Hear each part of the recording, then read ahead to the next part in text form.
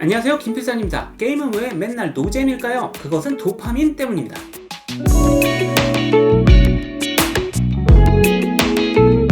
여러분들도 컨텐츠 할 게 다 떨어졌음에도 불구하고 망게임을 너무 오래 붙들고 있다가 결국 만렙 토끼공듀가 되어버린 적이 있으십니까? 스타, 와우, 디아블로 등등 뭐 다 영원히 재밌을 것 같고 시간이 멈춰버렸으면 좋겠다고 생각한 게임들이었습니다. 근데 지금은 어때요? 아직도 로딩창만 보면 가슴이 뛰고 막 심장이 가빠오고 그러나요? 처음엔 그렇게 재밌었고 모든 게 신기했던 게임이 왜 점점 노잼이 되어갈까요? 운영진이 운영을 잘 못해서일까요? 컨텐츠가 다 떨어져서일까요? 가장 큰 이유는 바로 여러분들이 노잼이 될 때까지 고인물, 썩은 물 마냥 졸라게 오래 게임을 붙들고 있었기 때문입니다. 정말 많은 사람들이 재미없어도 게임을 합니다. 리니지요? 이런 틀딱겜 도대체 왜 하는 거예요? 왜 사람들이 재미가 없어지자마자 게임에 손을 놓지 않고 계속 하나요? 그것은 도파민 때문입니다. 다이어트 중에 길 가던 중국집의 냄새가 너무 나서 들어가서 짜장면과 탕수육을 시켜서 결국 싹싹 다 먹었지만 생각보다 맛이 없었고 빈 그릇을 망연자실 보면서 다이어트 망했다는 사실에 후회한 적이 있었나요? 그것 또한 도파민 때문입니다. 우리의 뇌는 정말로 맛있는 짜장면을 원한 것이 아니었습니다.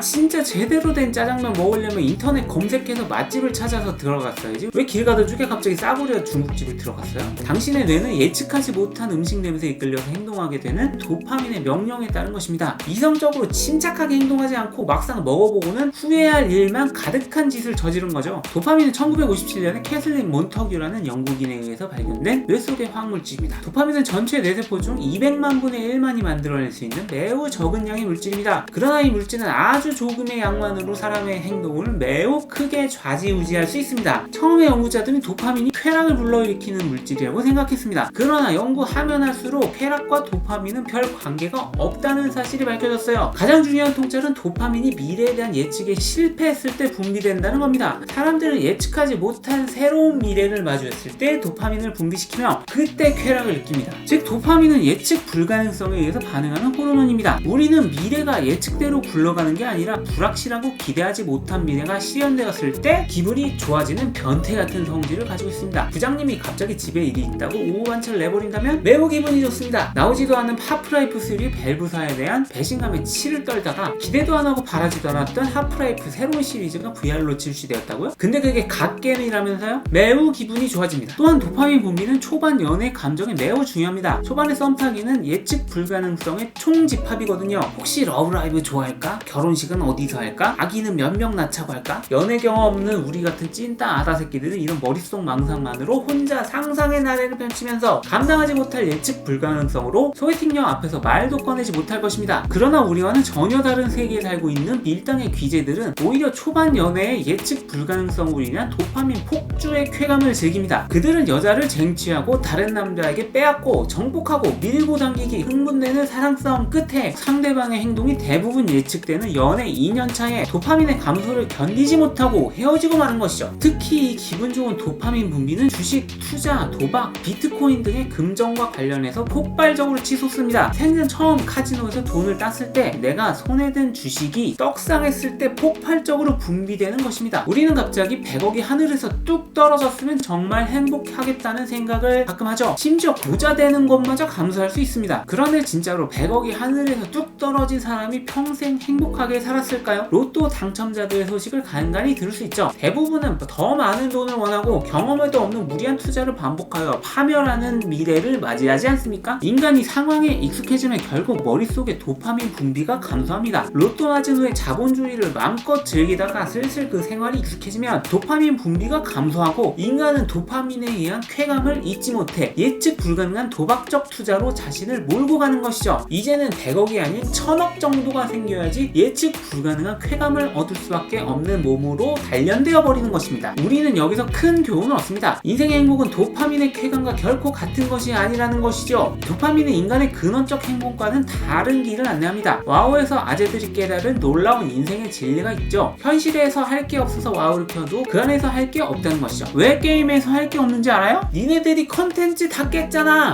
무작정 새로운 것만 찾아다니는 도파민 보상 체계에 중독된 사람들은 예전에 그 즐거웠던 기억을 게임 안에서 찾아다닙니다. 하지만 이미 익숙해진 시스템, 익숙해진 세계관, 익숙해진 레이드 보스 몹에서는 결코 행복을 느낄 수가 없는 것이죠. 이제 와우는 접고 동물의 숲으로 갈아타야 할 시기가 온 것입니다. 아무리 밀당을 하고 연애를 100번 하면 뭐합니까? 그들은 불확실성 중독으로 불행한 결혼 생활을 맞이하게 될 것입니다. 현실은 행복에 만족하고 안주할 줄 알아야 쟁취할 수 있습니다. 그러나 도파민 중독은 그것을 불가능하게 해주죠. 그렇다면 도파민이 우리에게 주는 역할은 무엇입니까? 단지 불확실한 쾌락만을 쫓게 만들어주는, 삶과 행복을 망치는 그런 쓸모없는 화물질 아닌가요? 그렇지 않습니다. 다음 동영상에서는 도파민으로 추동되는 인간의 또 다른 힘, 성공과 승리의 욕망에 대해서 말씀드리겠습니다. 또한 중독자는 왜 도파민을 더 이상 분리시키지 못하는 옛날 게임, 마약과 도박을 왜 그렇게 반복하게 되는가, 중독의 메커니즘에 대해서도 말씀드려보겠습니다. 여러분 어떻게 생각하십니까? 지금까지 데니얼 리버만과 마이클 롱의 도파민형 인간을 인용해 말씀드렸습니다. 김필산이었습니다.